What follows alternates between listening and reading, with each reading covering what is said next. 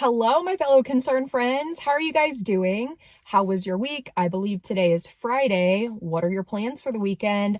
Let me know down below. My plans for the weekend are filming because I got a lot that I want to talk about.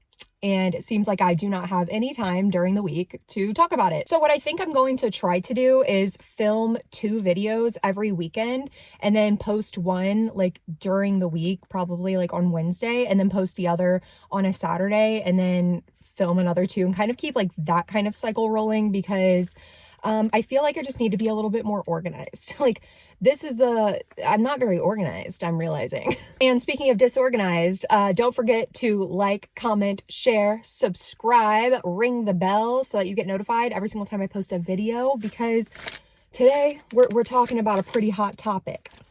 So buckle up. I have notes here today, not 1 page, not 2 pages, not 3 pages like I said on TikTok, not 4 pages, but 5 pages of notes to go over with you on the new Netflix documentary series, Bad Influence, which, if you don't know what Bad Influence is about, it is a documentary that was released on Netflix surrounding the entire Piper Raquel situation, which, if you don't know anything about the Piper Raquel situation, I did make a video about that like a couple months ago, like last month, I want to say. And when I was doing my research and filming for that video, I realized like this is like a huge rabbit hole and there are so many moving parts to this engine. Is that like what people say? I don't know. But there's a lot of people involved. There's a lot of characters and it's terrible. So I just want to give a trigger warning right now.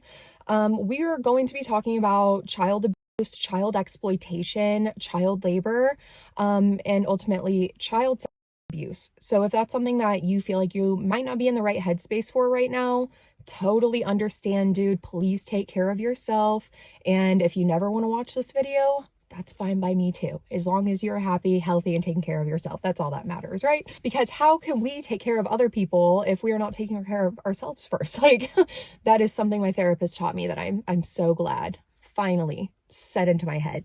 All that to say though, trigger warning for all of these topics, and let's get into this. This documentary taught me so much about this entire situation. So what I'm going to do is basically break down the entire 3 hours for you and hopefully a shorter format that's more digestible.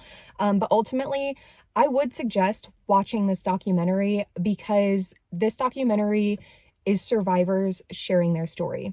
And now I understand a lot of people don't agree with that, and that's okay that you don't agree with that.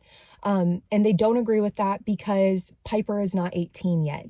And I want to talk about that a little bit because like it's such a nuanced, not everything's wrong and not everything's right kind of situation, because one, survivors should be able to share their story whenever they feel comfortable and ready to, however much they want to, and in any way, shape, and form that they feel fit, and especially because this documentary was meant for raising awareness on a subject that we really don't have a lot of information on right now, because kidfluencers are a pretty new idea in our society. They've been around for like 10-ish years, probably closer like 15 years, right? I don't know, like the 2010s, I think, is like when family influencing, family vlogging kind of popped off, if I can remember right. So I do think that this documentary is extremely important. I always stand by the fact that survivors' voices deserve to be uplifted. However, on the other side of that, after watching this documentary, like, in my opinion, Piper is just as much of a victim, and it's really difficult for me to think about possibly what kind of backlash Piper could be receiving because of all of these survivors coming forward. And I don't think that that means that survivors shouldn't be able to come forward and share their stories. I think that Tiffany Smith needs to be in jail. Let's get into the documentary. And like I said, I have notes. So if I'm looking down here, it's because I'm trying to reference to keep myself like on track. So like I said, a lot of this is stuff that I didn't know. So if you already knew this, that's awesome. If you want to add some details that I might have left out, please do in the comments below. But if you didn't know this either, like I said, buckle up. It's tragic. I think that that's like the best word that I can use to describe this situation, is just completely tragic from every single angle.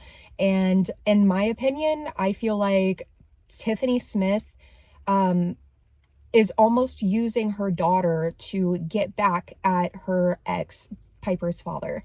And we'll get into that later, but that just makes it so much more tragic to me, in my opinion. So who is Piper Raquel? Because that's what I was asking myself whenever I first like caught wind of the whole Piper Raquel and like Bop House drama. I'm like, who even is this girl? Like, I've never heard of her.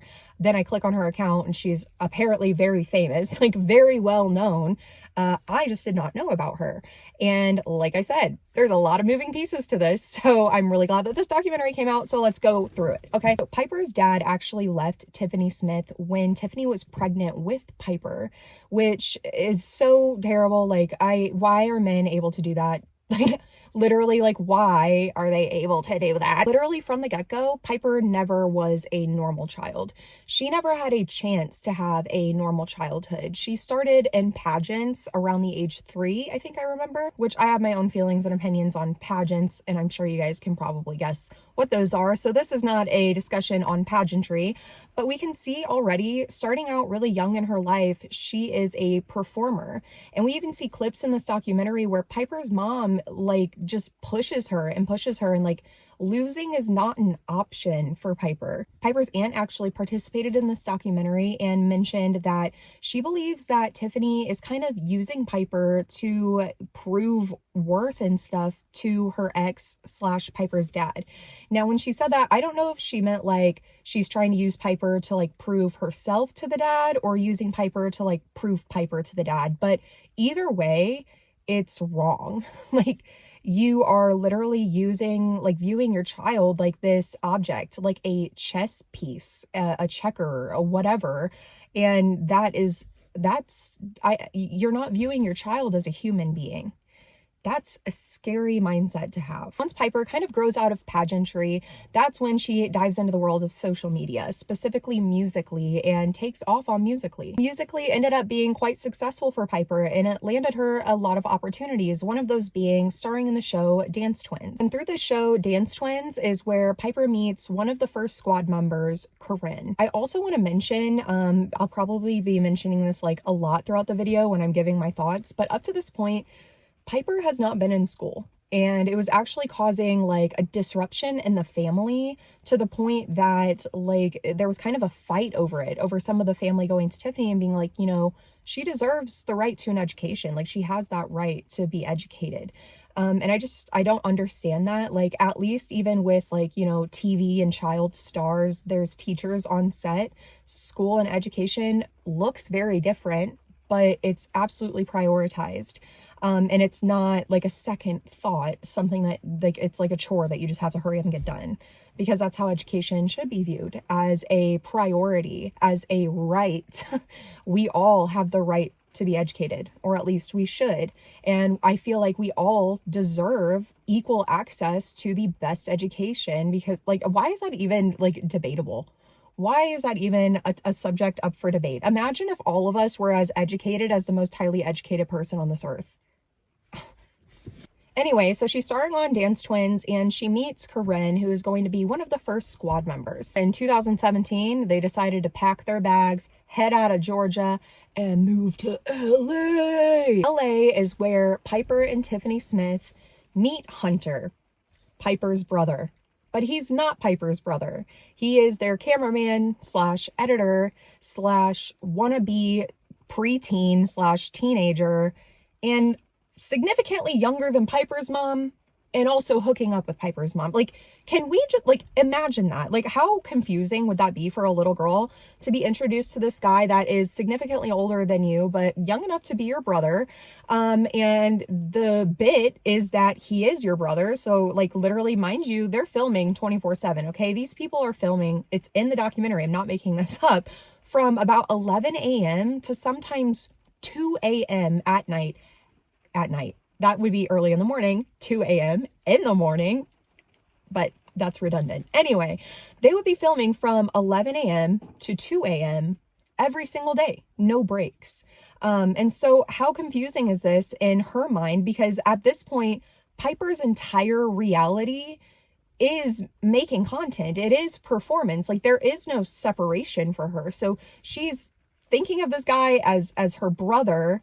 Okay, that's the character, that's kind of the role that he's given. So he's playing this brother role for like from 11 a.m. to 2 a.m. Like what? But then at the same time, off camera, her brother is having relations with her mom. Ugh. We know that that's happening because Hunter reveals to another survivor whose name is Reagan that he says, yeah, I get with her mom sometimes. And even a quote from Tiffany's sister herself, she says that Hunter is just Tiffany's very much younger boyfriend. Then Piper goes on to star in a show called Manny, where she actually ends up meeting another member of the squad, Sophie. Eventually, starring in Manny was not going to be a reality for her anymore, as she was given not the most amount of lines for the show, and her mother, Tiffany Smith, walked on set and demanded more lines for her daughter, or she was going to pull her out. And that's what happened. So she quit the show because she didn't have the most lines. And I want to kind of take back my words there. She didn't. Her mother is the one who made her. She is a child. She is a child just trying to get acceptance and love in this world in any way that she knows how. And this is the only way that she knows how, is doing whatever her mom says. Now we are forming the squad. And the squad is essentially just a group of children, preteens, young teenagers. And Tiffany modeled this concept after the show Friends, a show that so many of us know and love and we've watched, and it's not a kind of show that needs to, like switch out the characters with kids, because we don't need to be following around the day-to-day life of a child. Like that's just completely unnecessary. It's weird. Like there's literally child-centered content where it's literally just content about a child. Should not exist.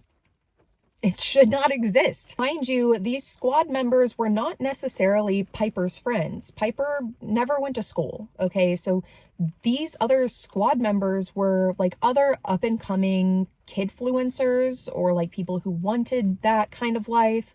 And Tiffany would recruit them, oftentimes messaging their mom or something on social media and inviting them to film. And you have the squad. And it's really heartbreaking because it's like, these are the only, like, this is the only concept of friendship that this girl knows. It's performative. It's almost like contractual, but it's all she knows. And it's bringing in money, a lot of money. And what Tiffany has to say about the amount of money that they make and bragging about it reminds me all too much of, if any of you guys watched the 8 Passengers documentary, when Kevin Frankie talks about them receiving their first YouTube check, and it kind of being like that gasoline on the fire of like, oh, like, let's just keep filming, keep making videos, because like the money is just going to get bigger and bigger and bigger. Like I said earlier, when Piper was starring on the show Manny, she met a girl named Sophie. They were actually like kind of friends in the show. Sophie played like this goth girl, and then Piper was like the exact opposite. At this point, Sophie is no longer working for Manny, and she actually ends up moving in with Piper and Tiffany and Hunter. And they start filming. The squad is growing, and a quote from one of these survivors is that they felt like they were just being told what to do like a puppet. And that is not friendship. Like, we know that that's not friendship, but we really need to see this through the perspective that these are kids, and kids can't conceptualize things the way that adults do. And I can't imagine like how, like, I'm not any sort of like brain doctor or anything, but like I can only imagine how damaging that must be to your brain. Like when it comes to forming relationships, and what do normal healthy relationships look like? How do I, like go out into the world and make friends?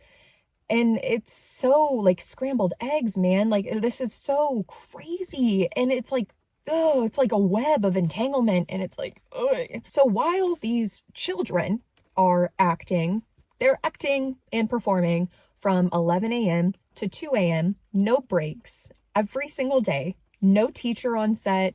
There's no like laws protecting them. There's no labor laws that really like extend to child influencers, because being a child influencer is like not even real. If you ask our United States government, that is like a fake job. It's not a big deal, blah, blah, blah. So these children have literally no protection at all. They are quite literally just going to continuously be forced to work every single day without anything giving them rights or even protecting the rights that they have.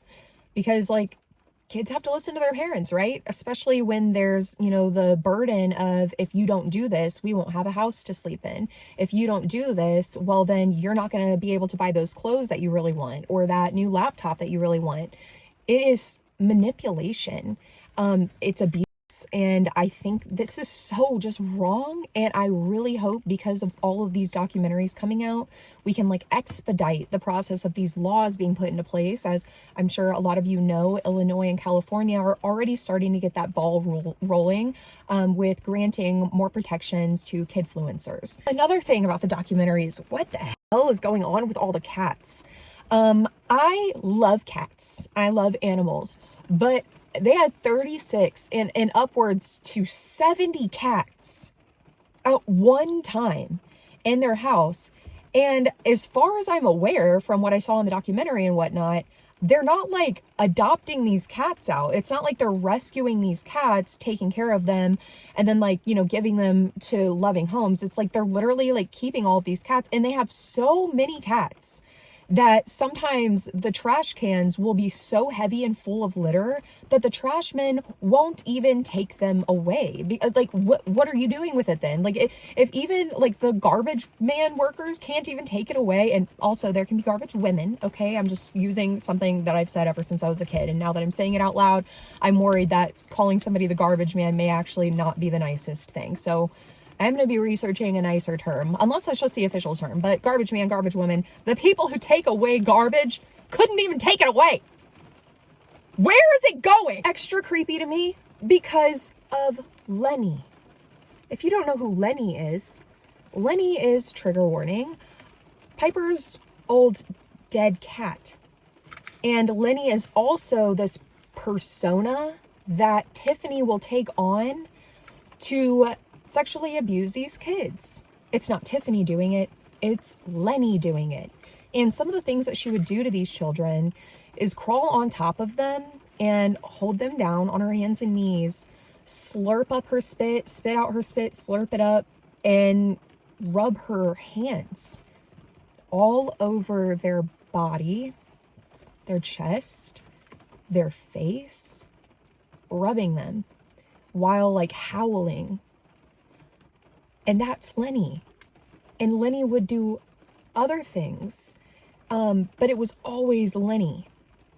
Lenny is the family's dead cat, and they're keeping like 70 cats as pets. Like, what is going on with the cats? Like, I know this is like the most minimal concern from everything we're talking about, but I can't imagine that those cats are actually being properly taken care of. And I just have questions, like genuine questions about what Tiffany's like intentions are and why she's keeping all of these cats and what she's doing to or with them. Like, it's so weird to me. I don't understand. Who's taking care of these cats? Sophie and Piper. And they're forced to do all of the cleaning all night into the morning. At one point, Sophie's mom intervenes and tells them, like, girls, like, go to bed. It's like late as shit. Y'all need to get your 1.5 hours of sleep before you wake up in 1.5 hours and then do your 1 hour of quick schoolwork and get back to filming for another entire day into the morning. And she got chewed the hell out by Tiffany. What? One of the squad members is actually quoted saying, "How come I always end up in a bathing suit when I come to your house?" Tiffany would instruct the children to bully each other, like for content, to the point that some kids like they couldn't tell, like, oh, is this just supposed to be like a prank? Is it not a prank? Like, if you're the one getting pranked that day, like, it sucks for you. And they would take these pranks so far outside of just the bullying and talking down on children. But they even got like the police involved one time, and it was a hired company, actors. It wasn't the real police. But they had these actors come out. They looked very real, had body cam on and everything, because that's how you get that point of view, right? For the YouTube video, and had them arrest one of the child squad members. And now no one knew about this being a prank. Even some of these children's parents So everybody is sitting there like genuinely horrified and freaking out. And we're just recording it, laughing at, like, it's just a prank, haha, funny. Like, they got him all the way into the car, handcuffed and everything. Like, it doesn't matter if that ended up just being a prank. Like, that's traumatizing. Like, that is traumatizing. It reminds me of this movie that I watched on Netflix, like these kinds of like effed up pranks. I can't remember what it was called. I'm sure I can't talk. What's going on? I'm sure one of you will know what I'm talking about. But it was like a concept of this radio show host, and then they like get a call, and it's like this really like high intense stressful call, and then they're like coming, and it's like to like get him and like instructing him to like do things, and he's like thinking like basically he's like being held hostage like over the radio. And long story short, actually everybody was like pranking him. I don't know, but like, oh, that whole time I was like, ow, my brain hurts, ow, my brain hurts. What? Huh? Like, that's how this would feel. And amplify that by like 100, because these are children. Like, you're traumatizing like, it's literally recorded and posted, traumatizing children literally for views. Like, I mean, at the bare minimum, they could have at least said, hey, we're going to have some cops come out here and act like they're arresting you guys. Like, these kids are good actors. They could have acted it. And Frank the frickin' pug, man. Frank the pug is another character, kind of the squad member, if you will. Except Frank the pug is rude as and is like literally always bullying these kids, like saying the most rude things to these kids. And sometimes not very appropriate things to these kids. You know who Frank the Pug is? It's Tiffany. Tiffany is Frank the Pug. And mind you, this stuff is not scripted. So these things that Frank the Pug is saying to these children and stuff is literally just Tiffany speaking her mind and being able to say, oh, it wasn't me, it was Frank the Pug. Oh, it wasn't me, it was Lenny, my persona of my dead cat. What in the world? So Tiffany was allegedly very particularly obsessed with this one particular squad member named Gavin, who, once again, mind you, is a child. When Gavin was 12 to 13 years old, Tiffany would say things to him like, do you get a boner when you look at me? To her own daughter, she would say things like, you're gonna be so sexy, you're gonna look so sexy when you're a little bit older. And those things in particular were really hard for me to hear and stuff, because my stepdad would say those exact kind of things to me. I mean, like, obviously, like, even did more so and stuff than that. But it's like, I just don't understand how these people's brains work. And it's like, have we yet done like brain scans of people who pervert children or try to like pervert them or like pervert anything that has to do with like children at all? Like, have we taken a brain scan? Because like, I know they say like psychopaths, like you can tell somebody's a psychopath by looking at their brain. There has to be something missing in these people's heads, guys. There has to be. I literally cannot think of any other reason. They all think and act and justify their shit the same. It is a phenomenon. That brings us to the end of episode 1. And in episode 2, we are slapped in the face with Tiffany quite literally sexually assaulting a 17-year-old boy on live camera, like a live stream. Do you remember me briefly talking about Reagan when Hunter said to Reagan, yeah, sometimes I get with Tiff's mom? Reagan is a child, okay? And Reagan was going live on Twitch or Kick. I can't remember which one it was, but one of those live streaming platforms. And, you know, Tiffany's there, Piper's there, and they have been drinking. I'm not sure, I doubt Piper, but also I wouldn't be surprised. But as far as I am aware, the only two people that were like drinking and like pretty wasted, a little tipsy-toesy, was Tiffany and Reagan. And mind you, at the time, Reagan is 17. Okay, drink like at your big grown age, drinking with minors, again, brain scan please. While they're just sitting there looking at the camera, you know, like vibing, whatever, Tiffany out of nowhere grabs Reagan's face and is very sensually trying to make out with him. And it is so bad that you can see in the video itself that Piper literally grabs her mom's forehead and rips her back and uses so much force that like it literally like looked like it hurt. Like honestly, it looked like it hurt. I'm not, and I don't feel bad for her, but it looked like it hurt. Like, good, Piper, good. Should have done it harder, because she went back in for a second time, literally right off the head, back. Ooh, right back. Hello. Now, Reagan was able to thankfully turn the live off, but like the next day, any clip of that video, gone. It's like it never even happened at all. And I have a quote from Reagan right here where he says, if someone could erase this from the internet, then what else could they get away with?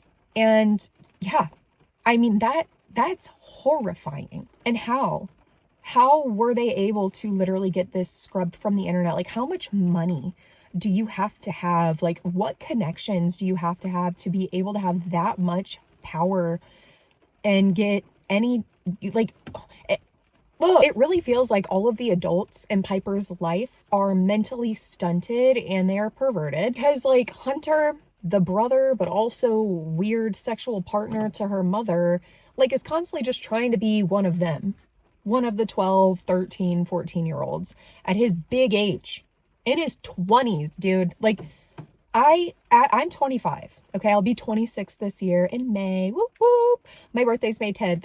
Who else is born in May? I could not imagine at my age, joyfully, no offense, joyfully hanging out with a bunch of 12 to 13-year-olds from 11 a.m. to 2 a.m. You couldn't pay me. That sounds like torture to me. No offense, 12 to 13-year-olds, okay? It's just like, what would I talk to you guys about? What do we have in common? Like, how do you connect with 12, 13-year-olds? Like, it's because you're not supposed to. And now I get it. The excuse is, oh, well, he was the editor and he's the cameraman, but he's also directing. Like, why does he care so much about what these kids are doing? Why do they care so much? And like the coaching to like almost kiss, and it's just wrong on every level, and it needs to be thoroughly investigated. So then we get into shipping. And if you don't know what shipping is, it's like where you like manifest two people to like be together. So Tiffany shipped Gavin and Piper. Piper and Gavin were now Piper and Gavin were now forced to have this internet relationship and perform like they were in a relationship for the camera. Now, I don't know personally if they actually had any feelings for each other or not. But the point is like, it wasn't a natural, like consensual thing. Like they both wanted to do this. No, this is like for the business. This was for the people, for entertainment. And again, I have to ask, who is entertained by watching young romance? Like, yeah, it happens. Yeah, we've all been there with our first boyfriends and our crush and but that is not something that you have a camera following you around saying, hey, you should do this. Hey, you should do that. Hey, this, hey, that. All that they did. That's all this is grooming. These are adults that these children look up to, you know, probably take pride in being around. They probably are like really fun to them most of the time, but they're grooming these children. Even in the conversations off camera, one of the former squad members revealed that Tiffany had asked her if she ever like gave a blowjob, or like if she knew what a blowjob was. And she, of course, being a little child, is like, no, I don't know what that is. And Tiffany said something along the lines of, Hunter can show you, or you could do it on Hunter later. Now, again, remember, Hunter is in his 20s, and she is speaking to a child about a blowjob. A quote from Dr. Kara North: these kids are being forced to act older than they are, and it violates their innocence, and it's hard to get them back to where they need to be. And I'm going to read that again.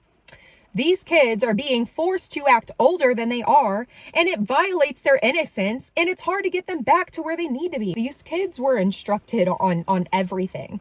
How to pose with each other, how to hug each other, what to say to each other. Off camera, Tiffany is talking to one of these ships, Jofi, and discussing with Jofi what more they can do. And mind you, Jofi is 12 and 13. And Tiffany is coaching them and having this conversation with them about, hey, like, what more could you guys do as like boyfriend and girlfriend on camera outside of just like, you know, hugging and kissing? First of all, that shouldn't be happening in the first place on camera, posted for the whole world to see. Kids are going to kiss each other, okay? Whatever. That's something that needs to be taken care of, handled at home. You handle your business. It does not get filmed and posted for people. And two, what more do you want them to do? What more? And why are you encouraging these kids to start getting like physical with each other? What kind of parent does that? If anything, we're always like, oh no, you can't have a boyfriend. Oh, you're too young to think about that. And blah, blah, blah, blah, which I'm not saying is completely right. But this, oh, my heart. These kids didn't have a chance. And it's so much more nuanced and complex because the whole time, the fame probably feels good. Getting all of the new stuff probably feels really good. And multiple things can be true at once, but it doesn't mean that this still isn't traumatic. And it is so hard to get out of these toxic environments when it's such like a wash and spin cycle of like bad and then a little bit of good and then bad and then it could be worse, I guess. Like, it is awful what we as survivors and victims of trauma will do to try to keep ourselves as safe as we think we can, even if it means lying to ourselves or only seeing the positive parts. Tiffany would actually instruct the kids when filming to try to flirt with the camera. And really what she means by that is flirt with the audience, because I know who's watching. It's men like Megan. Megan is this fan of Piper's who Tiffany would send exclusive photos of. We don't really have much information about that. And then in return, Megan would mail Piper these elaborate gifts. I mean, piles on piles on piles of boxes, anything that she wanted, right? In exchange, as long as, you know, Megan got this exclusive content. Now, I can only hope that it's, you know, probably the same things that are being posted publicly now that was being sent, but I don't know that. And I don't really think anybody knows that except for about probably 3 people in the entire world. But Megan is not a woman. Megan is a man. And Tiffany is completely aware of this. And Tiffany was talking to, I believe, her sister about this because her sister's like, you know, like, where are all these gifts coming from? What's going on? She explains to her sister, like, oh, you know, Megan, like, sends them when I do this, blah, blah, blah. But he's just a pervert. And yet you are continuing this cycle. That makes you also a pervert. On top of coaching these children to flirt with their audience, and what she's actually coaching them to do is, hey, flirt with the perverted old men who are watching. She also instructed Sophie's mom, who acted as like the wardrobe person, the stylist, if you will, like she would buy the clothes and stuff, instructed her to buy Piper sluttier clothes. And the thumbnail dude who does all the thumbnails for their YouTube videos was instructed to give them, you know, smaller waist, bigger thighs, bigger butt, more cleavage, drawing the attention to all of the places that should not be drawn on a child. But that gets clicks, that gets views. And there was even an occasion where for the thumbnail of a video with Sophie's cousin, Claire, Claire was instructed to have her bra showing for the thumbnail picture. And when you look at this thumbnail picture, knowing that information, it's so sad to see because in the thumbnail, yes, she is lifting up her shirt and yes, you can see this child's bra, but it's literally like this much, like right as low down as you can. And it's so very obvious, like she didn't want to do this. Not to mention she's like kind of pulling the shirt down in the front so you can't see much skin at all. And I can only imagine like how many takes that probably took to like get one that would satisfy Tiffany without making Claire feel like she was completely exposing herself. But this girl didn't have a choice. She had to do this. She was already entangled into this deep, toxic, traumatic situation. She has her cousin Piper, who she looks up to a lot. And Piper is like, yeah, like this is normal. There's nothing wrong with what we're doing. Like, This is just like what you do. And it reminded me so much of like how I would justify the things that I was going through in my home because I was told the same things. Like, this is just how dads love their daughters. This is how dads keep their daughters safe. I'm protecting you. This is what love is. This is normal. I'm sorry that it doesn't feel normal to you, but this is normal. And let me tell you, when you're a child and you're hearing those things from somebody who you really look up to, who you're supposed to really trust, you believe them. You believe them. According to Tiffany, sex sells. And even if she wants to deny that her daughter's fan base is pedophiles, it's undeniable. And I like this quote. It says, to confront the reality that it is pedophiles following is to admit that you have put your child in harm's way. And that is something I'm sad about, but a lot of parents cannot put their pride aside and admit, yeah, I failed my kid and I want to make it right. Instead, they're like ostriches and put their head down in the sand. Do ostriches really do that? Like, I'm just like pulling out all of these little things that I don't even know if like, I don't even know actually, like, where did I like learn all this stuff? Running away from your problems and you're denying your problems and justifying your very wrong actions because it's not illegal. It's gonna take a law for some of you guys to actually put your kids first. A law? Y'all need a law? You need the government to tell you to keep your kids safe?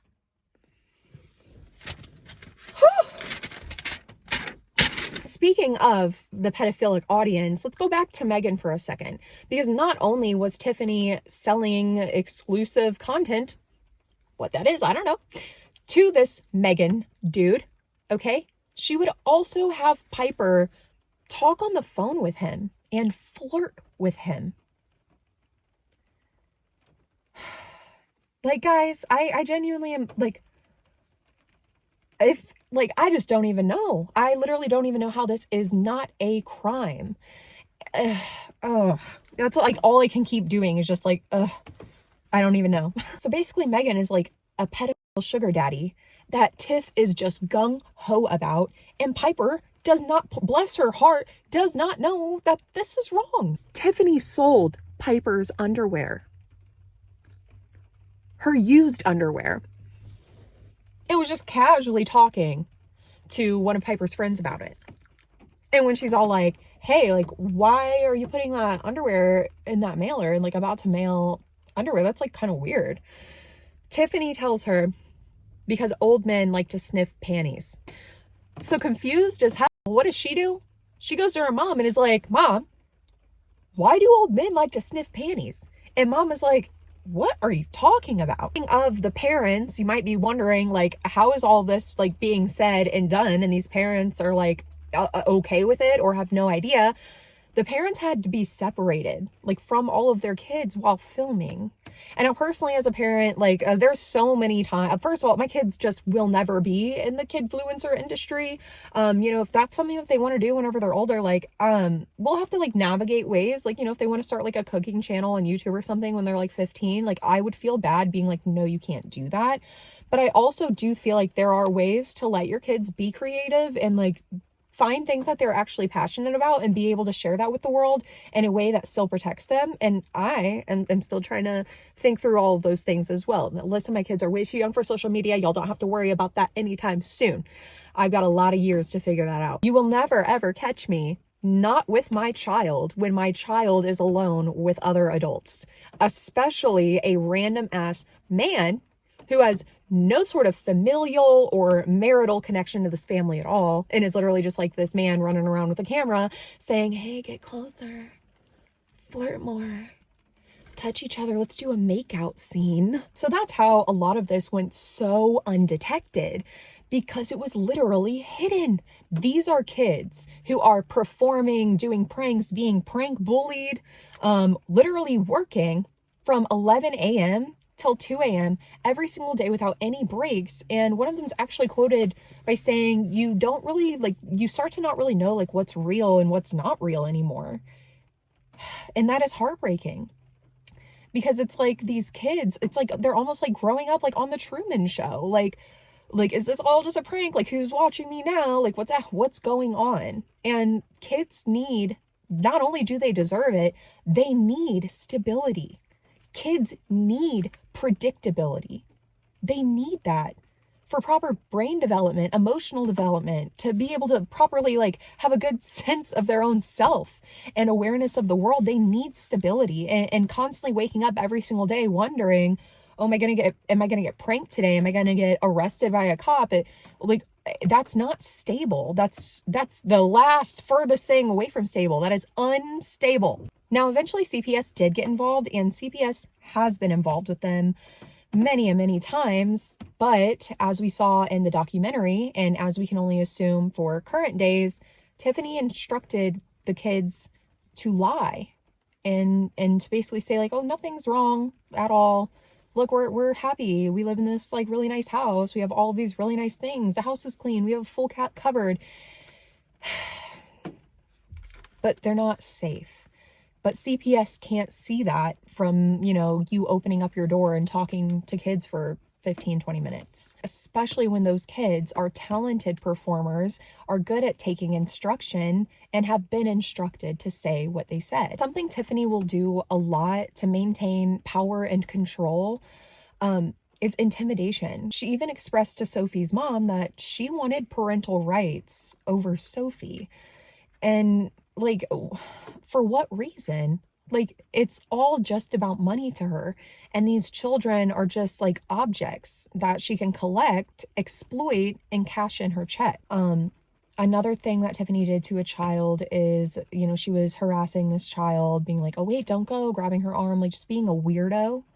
And the child runs into the bathroom, and Tiffany is standing on the outside of the door and says, hey, I have my pants down. Do you want to look? For a lot of people, they can't see how that's like traumatizing or a huge deal. Like, I've been told that my whole life, that the things that I went through aren't traumatizing because it wasn't as bad as it could have been. It didn't go to the absolute extent. And to that, I say, you're wrong. That is scary. That child is powerless and smaller. As a child, you should have autonomy, but you don't really. Because at the end of the day, the person who has power and control over you has power and control over you. And that's why children deserve a safe home. A home without the fear of exploitation, without the fear of being exposed to things that they should not be exposed to. And that is why all of the fault is on the adults in this situation, and specifically Tiffany. And eventually she was pulled on the bed and again had her face and chest just touched and rubbed all over. The things Tiffany did to Sophie is so heartbreaking. This survivor literally sleeps with a knife under her pillow now, because Tiffany would break into her room. Like, Sophie would lock her door and Tiff would use like a butter knife or like a coin to turn the doorknob, like unlock it, and walk into her room and sexually harass her and molest her. She would start rubbing Lenny's dick on Sophie and just in general touch Sophie while she was supposed to be safe enough to sleep for her whole like probably 2 hours that day. And she had nowhere to go to with this because according to Piper, this is normal because it was Lenny, not Tiffany. Having an alter ego, having even a mental illness is not an excuse to sexually abuse children. It's not. And the fact that this is so well documented that she has like this alter ego, she has this like other personality named Lenny, and Lenny is literally a child molester. Why is she still walking free? Like, why are we just like letting it go because it's a character? It's just a bit. It's not though. And we've got to stop like running with that. Like, it's not an excuse. At this point, like everything's falling apart. Squad's broken up. At this point, lawsuits being written up and whatnot. And Piper is completely demonetized from YouTube, which I didn't know this, but like apparently that's like really hard to like get yourself completely demonetized from YouTube. But because of all of the controversy, she was demonetized. And even if you like look on YouTube, I think her last video was like in December of last year or something like that. That was no problem for Tiffany Smith because there's still TikTok, there's still Snapchat, there's still Instagram, and there's still Brand Army, which if you guys saw my first couple videos about the situation, which I'll have tagged in the description, one of you guys mentioned that I should start like linking my other videos. So I'm going to try to do that. I do everything on my phone. So like I don't have as many options for like editing and stuff as I did like when I had my computer. My computer broke. I will get another one eventually. Okay. But I'll try to do that. But Brand Army is essentially, I'm not going to say essentially. Brand Army is OnlyFans, but for minors. And now here's the mind with Brand Army. You only have to be 13 years old in order to make an account where you can sell, your imagery and your content. But you have to be 18 years or older to purchase said content, which means every single child, including Piper, who is on this platform, is only having their content purchased by people 18 years or older. I do not suggest looking for pictures from Piper's Brand Army because, in my opinion, and my hope is that in a few years, at the very latest, that kind of imagery will be illegal to post and to distribute, especially behind a paywall. Piper is Tiffany's job. Her job is puppeteering her own daughter for her own financial gain, and without any care or regard for her safety at all. She's not considering stalkers and the fact that that's a very real issue with, children being in the public's eye. I even saw on TikTok this account of this man, this fully grown old man, like so old that he's got like his beard is like white. So he's like white beard old. And he believes that he is Piper's husband, and like his entire TikTok account is just dedicating and admitting his love for this 17-year-old girl. He reposts all of her videos. It's incredibly sad. And it's like, what if he sees her in person? He believes that he is her husband and that they are in love. Like, he's not well. And it seems that Tiffany doesn't care. Let's think about Megan. Tiffany would take Piper on these drives, like for hours and hours, just gone with Piper. And whenever they'd get back, Piper would just go to her room. Sad. So sad. No one knew why.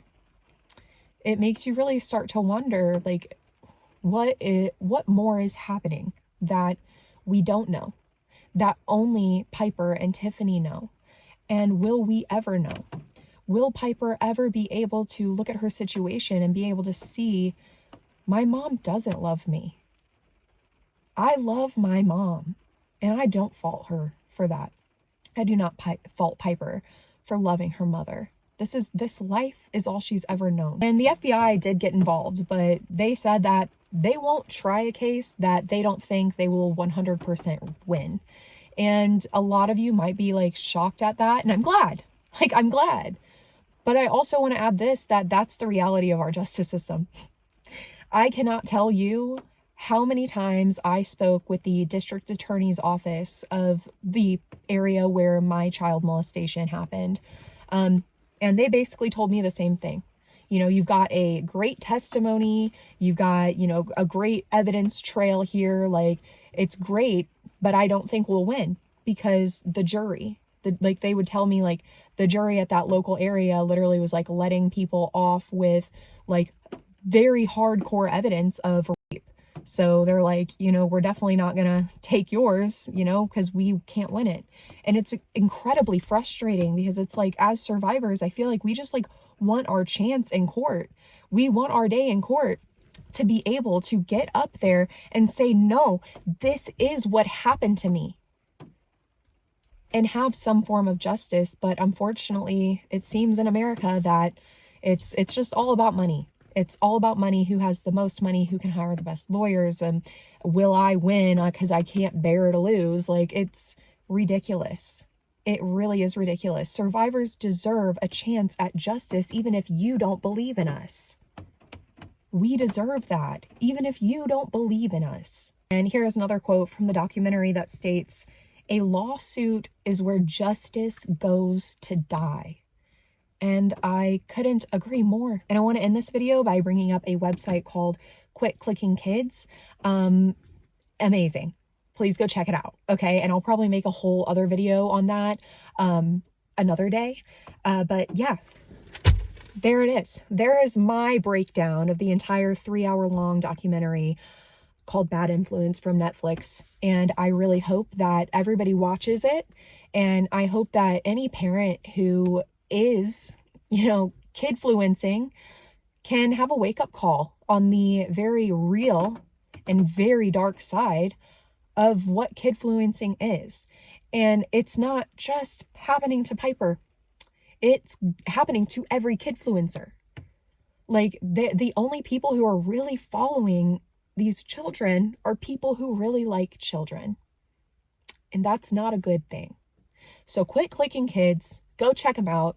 And I really appreciate you guys listening to me and my thoughts on this.